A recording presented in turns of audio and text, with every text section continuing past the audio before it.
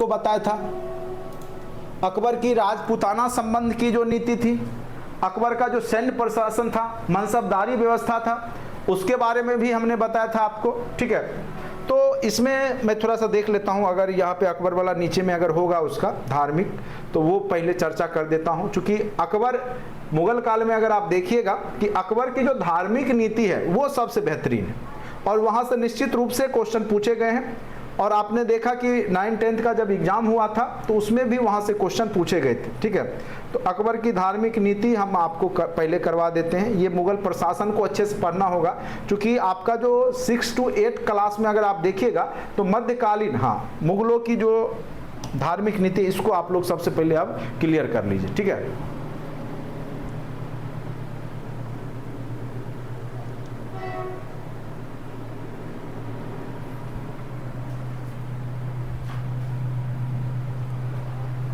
अच्छा 1 to 5 में YouTube से आप नोट्स बनाए, लेकिन आप लोग खर्च करके जुड़े नहीं, अब जाके जुड़े।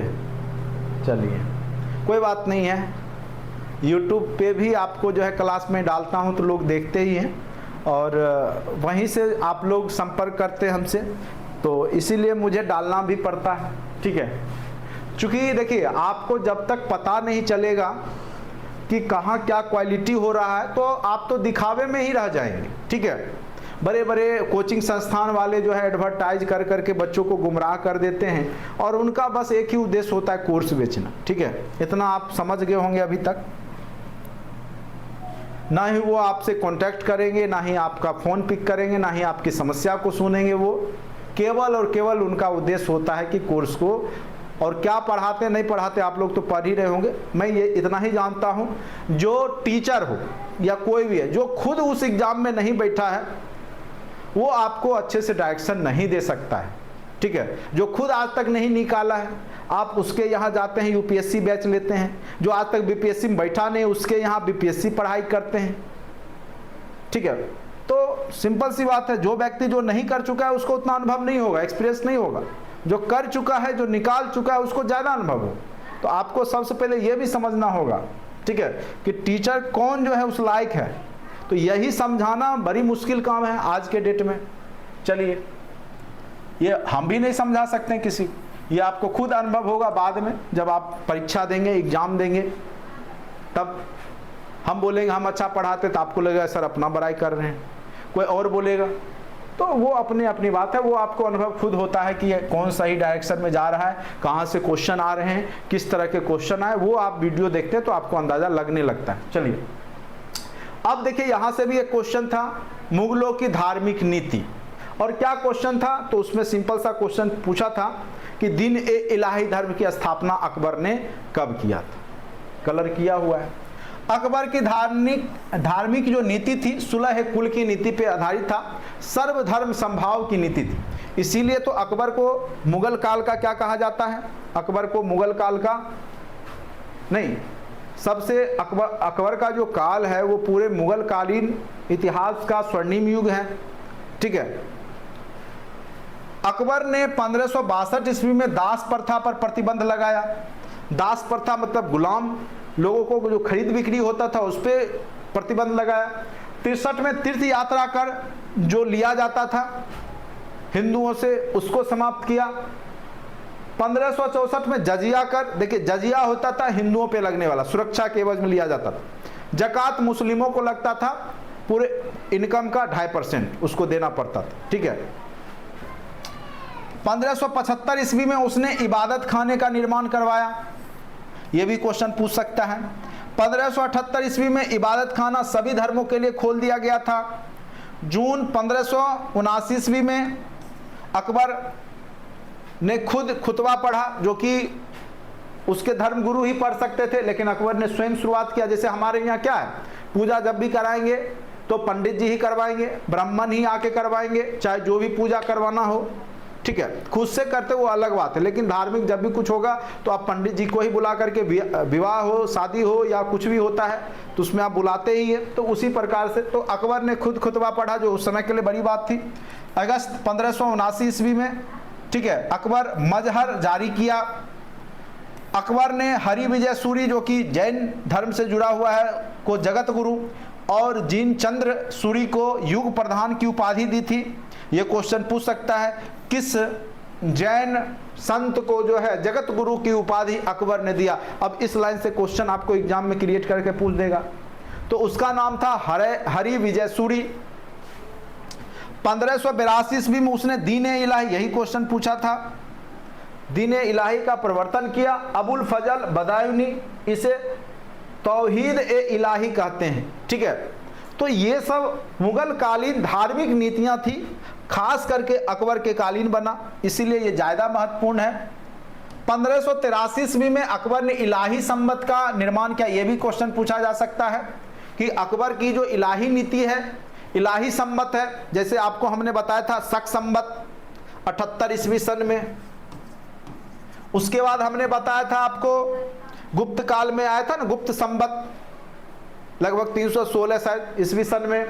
फिर आपका एक इलाही संबत है, ये याद रखना है 1583 ईस्वी में। तो इस तरह के क्वेश्चन पूछे गए हैं, पूछे जाएंगे, ठीक है। तो यही था अकबर की धार्मिक नीति। तो बाकी जब हम लोग फिर से जब मुगल कालीन सामाजिक आर्थिक राजनीतिक धार्मिक परिस्थितियों को देखेंगे उस समकालीन स्थिति में, तो फिर यहाँ पे हम लोग चर्चा करेंगे, ठीक है। फिलहाल अभी हम लोग जो है पढ़ रहे हैं जहांगीर के बारे में। हमने आपको ट्रिक बताया भाजसा, BHAJSHA। जब मैं इंटरव्यू में गया था बीपीएससी में, तो हमसे एक क्वेश्चन पूछा गया था कि जो चेयरमैन साहब थे वो बस एक ही क्वेश्चन पूछे थे हमसे, क्योंकि उससे पहले 30-40 क्वेश्चन और लोग पूछ चुके थे हिस्ट्री के। तो उन्होंने पूछा आप केवल हमको सिलसिलेवार ढंग से मुगल कालीन जो शासक हुए उसका नाम बता दीजिए, ठीक है। तो होता है कई बार क्या होता है कि आसान चीज़ भी पूछ दिए जाते हैं। बाबर, हुमायूं, अकबर, जहांगीर, शाहजहां, औरंगजेब, ठीक है। भाजसा ट्रिक है इसका, दिमाग में रखिएगा, बोलिएगा बाबर, हुमायूं, अकबर, जहांगीर, शाहजहां, औरंगजेब। तो कई बार होता है कि एग्जाम में भी आसान क्वेश्चन पूछे जाते हैं, लेकिन अगर आपको ट्रिक पता है तो आप तुरंत सोच लेते हैं, नहीं तो आप जो है आगे पीछे हो जाइएगा, बाबर आया कि पहले हुमायूं आया कि अकबर आया कि जहांगीर आया। तो ये ट्रिक जरूर याद रखिएगा आप लोग, भाजसा काम देगा, ठीक है। चलिए इसको जहांगीर कर लीजिएगा, जहांगीरी लिख दिया गया है, जहांगीर। इसका शासनकाल जो है 1605 से 1627 ईस्वी में रहता है। सलीम और अनारकली की कहानी आप लोग सुने होंगे, ठीक है। तो यही शहजादा सलीम ही है जो अकबर का बेटा रहता है, इस वही जहांगीर के नाम से आगे चल करके बनता है।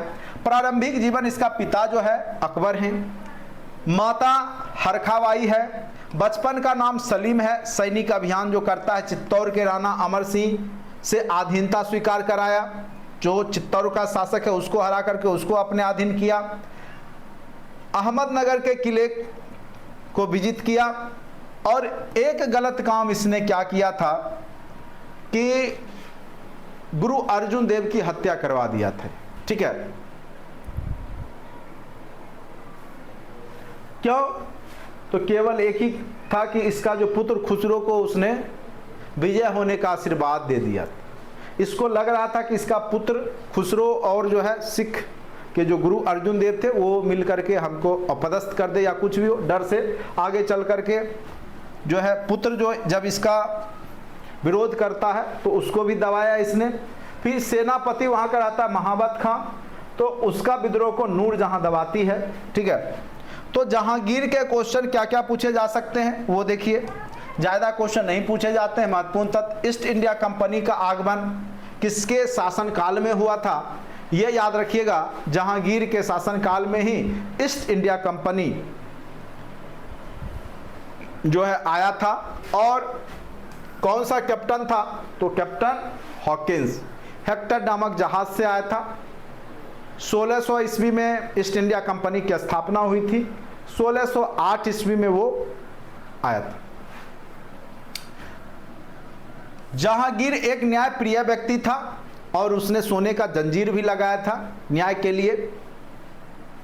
12 अध्यादेश जारी किए गए थे। कला प्रेमी भी था। चित्रकला सबसे ज़्यादा अगर मुगल काल में किसी के समय में विकसित अवस्था में पहुंचा था तो वह था जहांगीर। आगे जब हम कला संस्कृति मुगल काल का बताएंगे तो फिर इसमें इसके शासनकाल के कुछ चित्रकार जो होंगे उसके नाम आएंगे।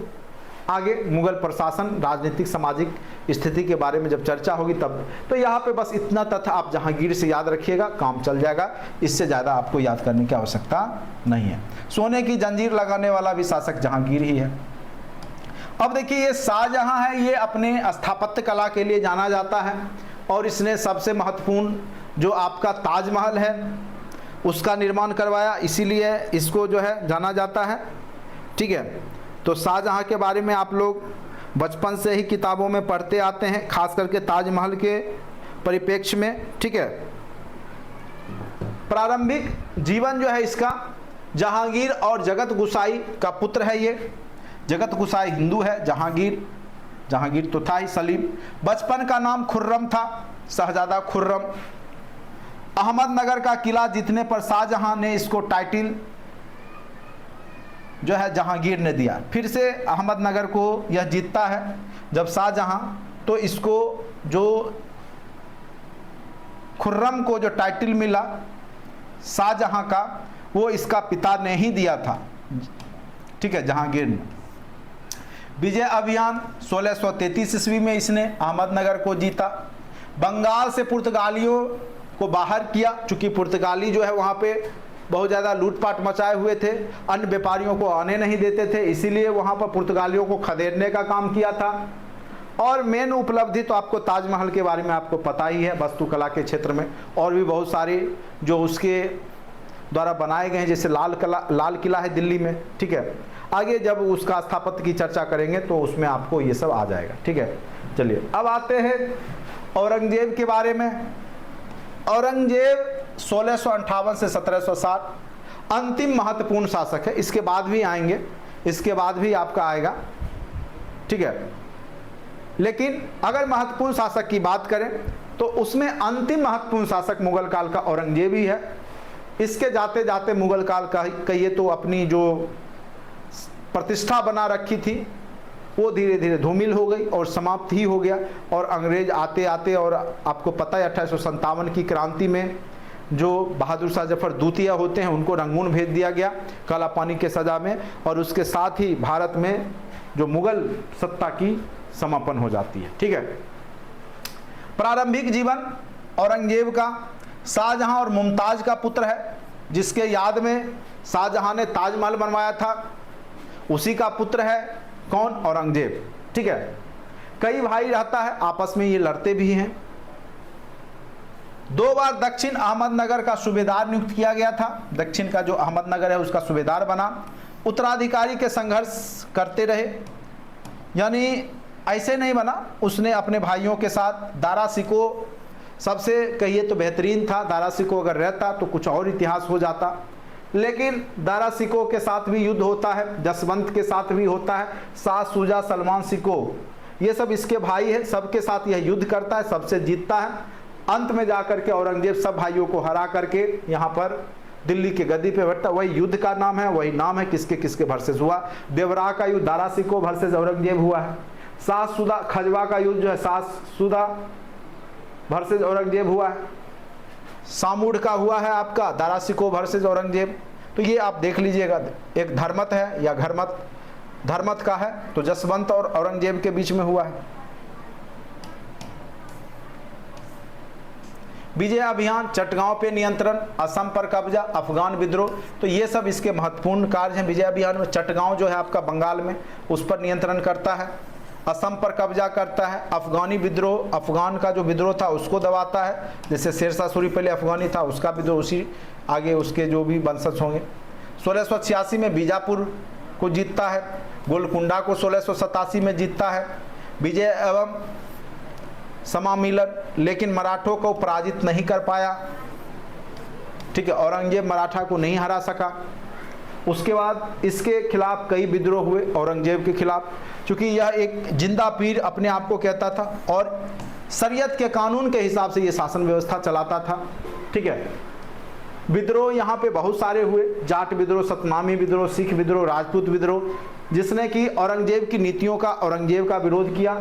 ठीक है, औरंगजेब की जो धार्मिक नीति रही वो कहिए तो असहिष्णु था, यानी कहने का अर्थ है कि वो कट्टर इस्लाम को फॉलो करने वाला था और अन्य धर्मों को वो नीचा दिखाता था या उसको समाप्त करने का चेष्टा करता था। ठीक है, तो बस इसमें यही खराबी था।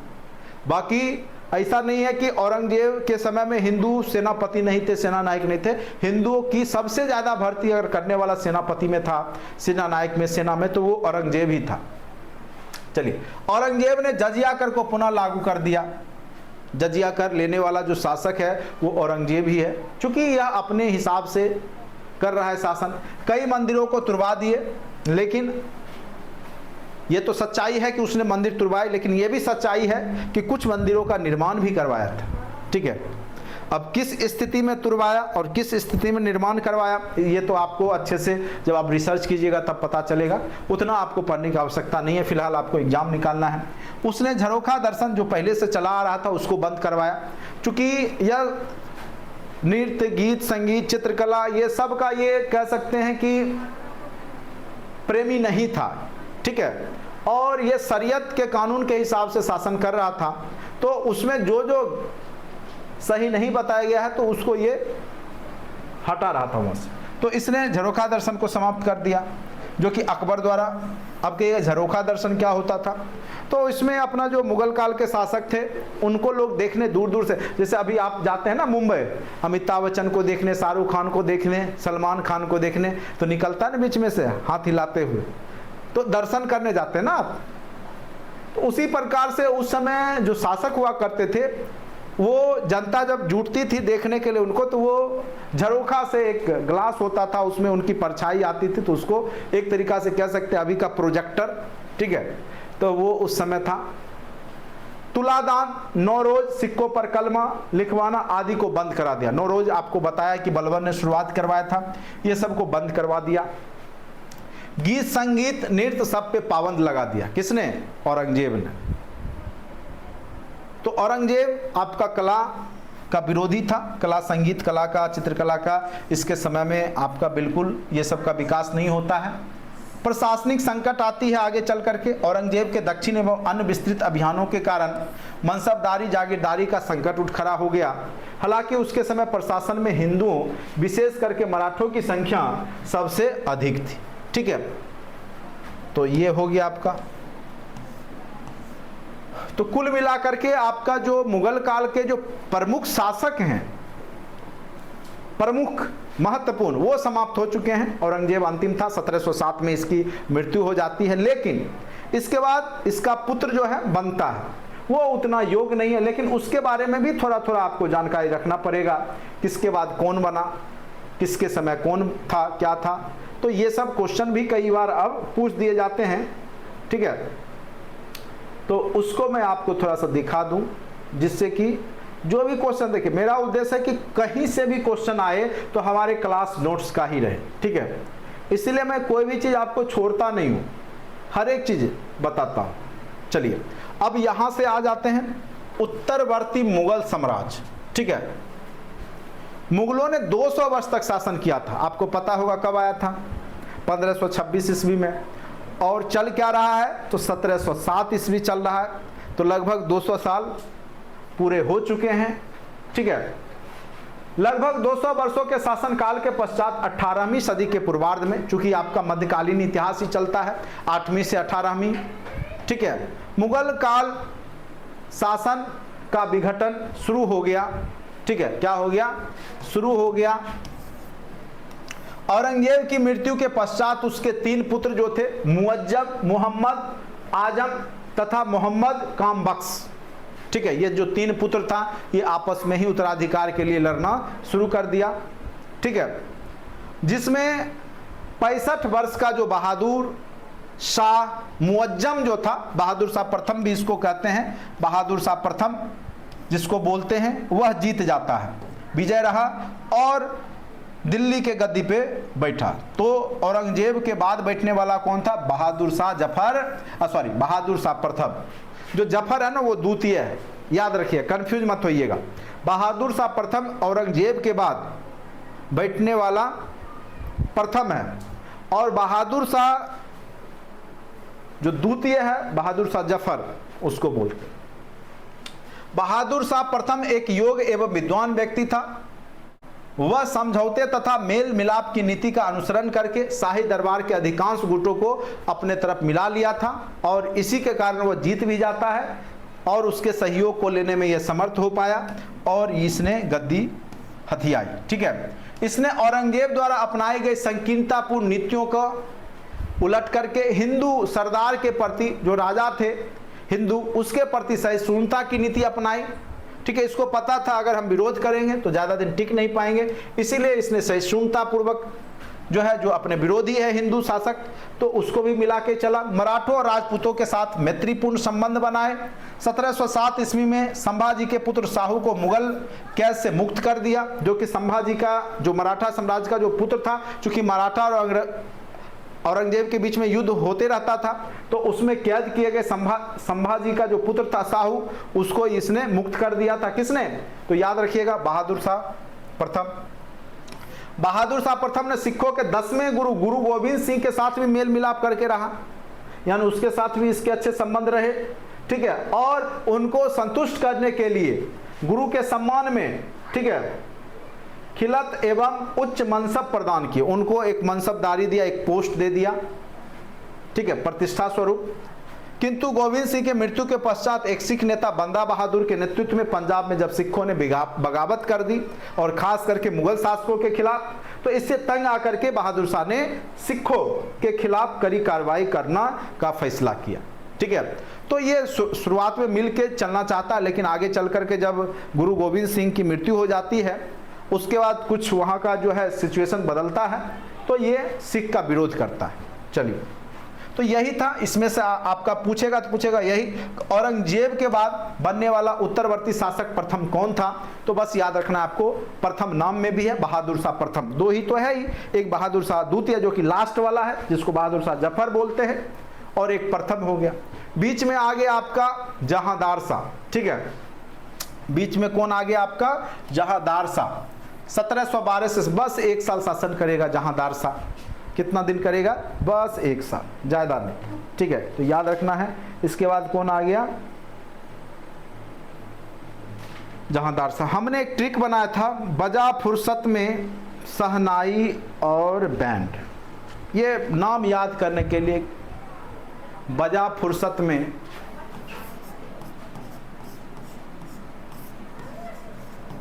जब फुर्सत हो, बजा फुर्सत में शहनाई और बैंड।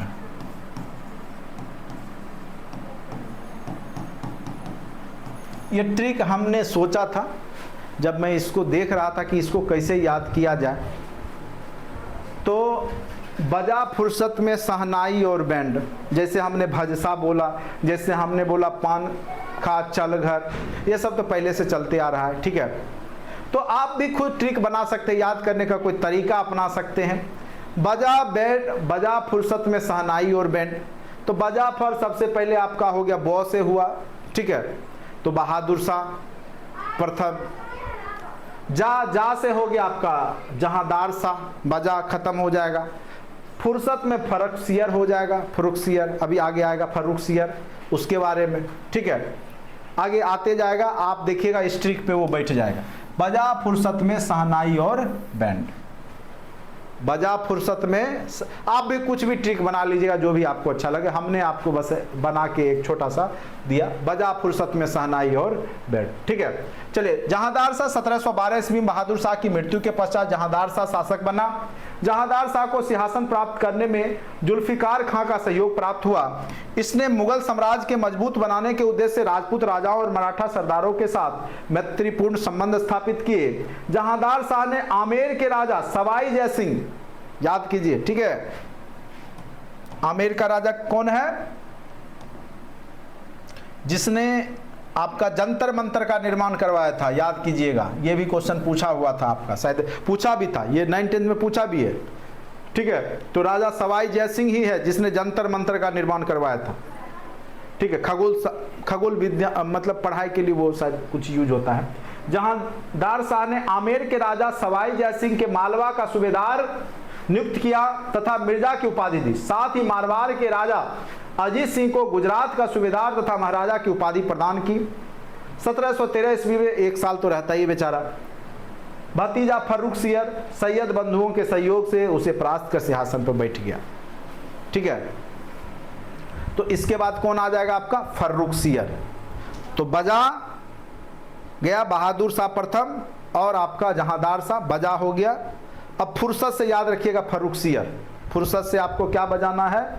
तो बजा फुर्सत से शहनाई और बैंड। ठीक है, चलिए फर्रुखसियर को सत्ता सैयद बंधुओं के द्वारा हेल्प करने के बाद ही मिला था। सैयद बंधु कहिएगा क्या थे? तो उस समय वहाँ पे राजकीय कार्य में मदद करते थे।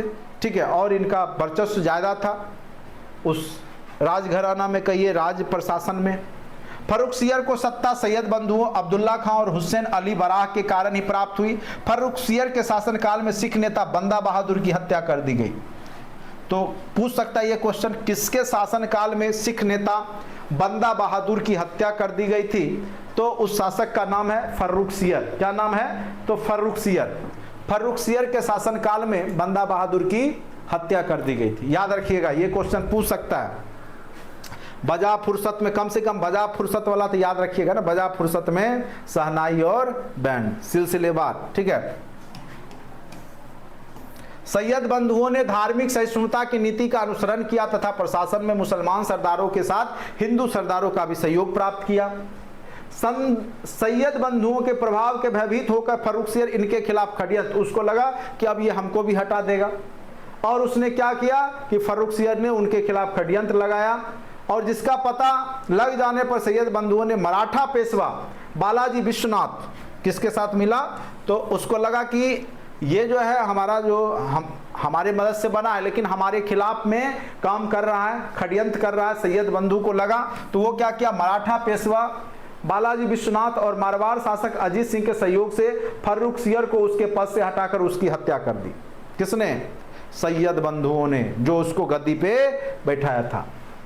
और फर्रुखसियर की मृत्यु के पश्चात रफी उद्दौला, जो जाना जाता है नाम से, अत्यंत कम समय के लिए गद्दी पर बैठा। तो चलिए कि बजा फुर्सत में बोले थे, बजा फुर्सत में शहनाई और बैंड। में फर मोहम्मद, मौ से मोहम्मद शाह आ जाएगा। 1719 से 1748 ये लंबा शासन रहेगा। मोहम्मद शाह के शासनकाल में अनेक स्वतंत्र राज्यों का उदय हुआ, जिसमें मुर्शिद कुली खां का बंगाल याद कीजिए। ठीक है, इसी के वंश में आपका सिराजुद्दौला आगे आएगा। सादत खान ने अवध, निजामुल मुल्क ने हैदराबाद और बदन सिंह ने भरतपुर तथा मथुरा। ठीक है, बंगस नवाबों ने फर्रुखाबाद में अपनी स्वतंत्र सत्ता स्थापना की। मोहम्मद शाह के शासनकाल में नादिर शाह का आक्रमण हुआ। ये क्वेश्चन पूछ सकता है, फिर ये हिट लिस्टेड हो गया। नादिर शाह का आक्रमण भारत में किसके समय में हुआ? तो मोहम्मद शाह। बजा फुर्सत में पर मोहम्मद शाह। 1739 ईस्वी को करनाल में हुए युद्ध में मुगलों की हार हुई और मोहम्मद शाह को बंदी बना लिया गया। नादिर शाह भारत से रुपया 70 करोड़ के अतिरिक्त कोहिनूर हीरा, क्या क्या ले गया? कोहिनूर यहां से ले जाने वाला कौन है आपका? तो यही व्यक्ति है मोहम्मद शाह, सॉरी नादिर शाह। ठीक है, अतिरिक्त कोहिनूर हीरा तथा शाहजहां का जो रत्न जड़ित सिंहासन था, मयूर सिंहासन, उसको भी अपने साथ ले गया। कौन? नादिर शाह। अब आ जाइएगा, शहनाई बजाना है अब आपको। शाह आलम द्वितीय, इसका तो आपको पता ही होगा। शाह आलम द्वितीय जब, ऐसे वास्तव में ये दिल्ली में कभी गद्दी पे बैठा नहीं था, लेकिन इसको नवाब घोषित किया गया था दिल्ली का, शाह आलम द्वितीय। और आपको पता होगा अवध का नवाब शुजाउद्दौला और बंगाल का मीर कासिम, ये तीनों मिलकर के अंग्रेजों के खिलाफ में जो है बक्सर का युद्ध करता है और उसमें हारता भी है। तो यही क्वेश्चन पूछा था, इलाहाबाद की संधि। ठीक है, यही से क्वेश्चन, शाह आलम द्वितीय ही था और यही क्वेश्चन अभी बीपीएससी पूछा था। और ये सब आप देखिएगा पहले भी चर्चा है, ये नहीं कि एग्जाम में पूछा तभी चर्चा कर रहे हैं। ये सब हम शुरू से ही आपको जब भी हर एक वीडियो मिलेगा, जब भी ये टॉपिक पढ़ाएंगे तो आपको ये सब चर्चा करते हैं। इसने 1764 ईस्वी में हुए बक्सर के युद्ध में मीर कासिम तथा अवध के नवाब शुजाउद्दौला के साथ मिलकर ईस्ट इंडिया कंपनी के विरुद्ध लड़ाई लड़ी। बक्सर के युद्ध में कंपनी से पराजित होने के पश्चात इलाहाबाद की संधि आ गया। यही क्वेश्चन पूछा, अभी आपको दिखाए थे ना क्वेश्चन में, बीपीएससी 9th में यही क्वेश्चन था ना। बक्सर के युद्ध के बाद कौन सी संधि हुई? इलाहाबाद की संधि के प्रावधानों के अनुरूप इसे कई वर्षों तक इलाहाबाद में अंग्रेजों का पेंशन हफ्ता बनाया गया, यानी पेंशन पे जी रहा था। पेंशन, पावर चला गया तो कुछ रुपया अंग्रेज दे रहा था इसको पेंशन स्वरूप। नाना साहब को भी मराठा का ही पेंशन मिल रहा था ना, ठीक है। तो उम्मीद करते हैं कि यहां तक आप लोग समझ गए होंगे, ठीक है। तो बजा फुर्सत में सहनाई और फिर आ जाएगा बैंड, बैंड फॉर फिर बहुत से आ जाएगा बहादुर शाह द्वितीय, यानी जिसको हम बोलेंगे बहादुर शाह जफर। क्या बोले थे, एक सेकेंड, सहनाई और भी बोले थे, सहनाई और बैंड, ऑफर हो गया अकबर द्वितीय, ठीक है, अकबर द्वितीय। ऐसा ही हमने सेट किया था अभी तुरंत। तो अकबर द्वितीय, सहनाई और से अकबर द्वितीय आया। और अकबर द्वितीय का एक क्वेश्चन बहुत फेमस है। फेमस ये है कि इसने राजा राम मोहन राय को राजा की उपाधि दी थी, अकबर द्वितीय ने, ठीक है, ये याद रखिएगा। शाह आलम द्वितीय की मृत्यु के पश्चात उसका पुत्र अकबर द्वितीय अगला मुगल बादशाह बना। वह अंग्रेजों के संरक्षण से बनने वाला प्रथम मुगल बादशाह था, जो कि अंग्रेजों के संरक्षण से बना था मुगल बादशाह। अकबर द्वितीय ने ही राजा राम मोहन राय को राजा की उपाधि दी थी, चूंकि उसके पेंशन का केस लड़ रहा था, ठीक है। कौन? राजा राम मोहन राय नाम था, राजा की उपाधि अकबर द्वितीय ने। जब अंग्रेज लोग इसको पेंशन देना बंद कर दिए थे तो राम मोहन राय ही वहां पे केस लड़ने गए थे, ठीक है, इसीलिए दिलवा दिया था, इसलिए राजा की उपाधि दिया था। चलिए अब आते बहादुर शाह द्वितीय, बैंड फॉर, तो बजा फुर्सत में सहनाई और बैंड, याद रखिएगा, बजा फुर्सत में सहनाई और बैंड, बैंड ब आ गया फिर, तो ब से फिर याद रखिएगा बहादुर शाह द्वितीय। 1837 से 1857 आपको पता ही है। 1857 में इसके साथ क्या हुआ, क्रांतिकारी जो सैनिक थे उसने इस विद्रोह का एक प्रमुख नेता चुना, किसको? तो बहादुर शाह द्वितीय यानी जफर को। और आगे चल करके जब हार हुई तो इसको पकड़ करके कहाँ भेज दिया गया? रंगून, काला पानी की सजा दे दी गई। अकबर द्वितीय के पश्चात बहादुर शाह द्वितीय 1837 से 57 मुगल सत्ता का काबज हुआ। यह अंतिम मुगल शासक था। 1857 के संग्राम में विद्रोहियों के साथ देने के कारण इसने विद्रोही को साथ दिया, जो विद्रोही सेना थे उसका साथ दिया, इस कारण से इसको कहां भेज दिया गया? रंगून, काला पानी के सजा दे करके। और बेचारा का 1862 ईस्वी में, बेचारा ही कहिए, शासन कभी किया ही नहीं, 1862 ईस्वी में फ्री फंड का ये मुगल बादशाह रह गया और बेचारा जेल में ही मारा गया, मर गया। इसकी मृत्यु 1862 ईस्वी में हो गई, ठीक है, वही सजा के दौरान ही, ठीक है, 1862। तो इस प्रकार से आपने देखा कि जो उत्तरवर्ती जो अंग्रेज के औरंगजेब के बाद के शासक थे उसको भी सिलसिलेवार ढंग से हमने आपको अच्छे से समझाया। बहुत क्लिष्ट है, याद करना इतना आसान नहीं था, आपको हमने एक ट्रिक बताया है, ठीक है। अगर याद रहा तो बना ही लीजिएगा, बजा फुर्सत में सहनाई और बैंड, ठीक है। ट्रिक याद रखिएगा। आज के क्लास में इतना ही रहने देते हैं और उम्मीद करते हैं कि क्लास आपको समझ में आया होगा। और आपने देखा बीपीएससी 69 के जो क्वेश्चन थे, अभी तक जहां तक आपको हमने पढ़ाया, जो जो टॉपिक क्वेश्चन वहीं से हैं, कहीं कोई क्वेश्चन अलग नहीं था। सारे क्वेश्चन जो है आप देख लीजिएगा, नेट से डाउनलोड करके क्वेश्चन को एनालिसिस जरूर कीजिए। सबसे पहले हम बार बार बोलते हैं, अगर आपको दुश्मन को हराना है तो आपको दुश्मन के बारे में जानकारी रखनी होगी। दुश्मन की प्रवृत्ति क्या है, दुश्मन की प्रकृति क्या है, दुश्मन किस तरीका से सोच रहा है, उसके पास क्या क्या हथियार है, वो क्या क्या डाल सकता है, तो पहले से आपको रणनीति बना करके जानी पड़ती है। ऐसे ही नहीं आप युद्ध कीजिएगा। और ये संग्राम है आपका, ये 1857 की क्रांति है आपके लिए। ये जो आपका जो बहाली होने वाला है, आप इसमें बहुत सारे योद्धा आएंगे, ठीक है, तो उसमें आप किसको हरा देते हैं, हरा करके आप जीत जाते हैं, तो वही सबसे बड़ी यहाँ पे जो है काबिल तारीफ होगी आपके जीवन के लिए, ठीक है। तो पहले के योद्धा लड़ाई करते थे, अभी के योद्धा कंपटीशन लड़ते हैं, कंपटीशन करके नौकरी पाते हैं, बस यही अंतर है। पहले आपको युद्ध में जाना पड़ता था सुख सुविधाओं को पाने के लिए, चूंकि युद्ध होगा, शासक जीतेगा तभी वह सुख सुविधा मिलता। तो अब उस सुख सुविधा को पाने के लिए आपको लड़ाई लड़ना है, लेकिन किससे? तो दिमाग से, ब्रेन से, तैयारी से, ठीक है। और आप जरूर विजित होइएगा। चलिए।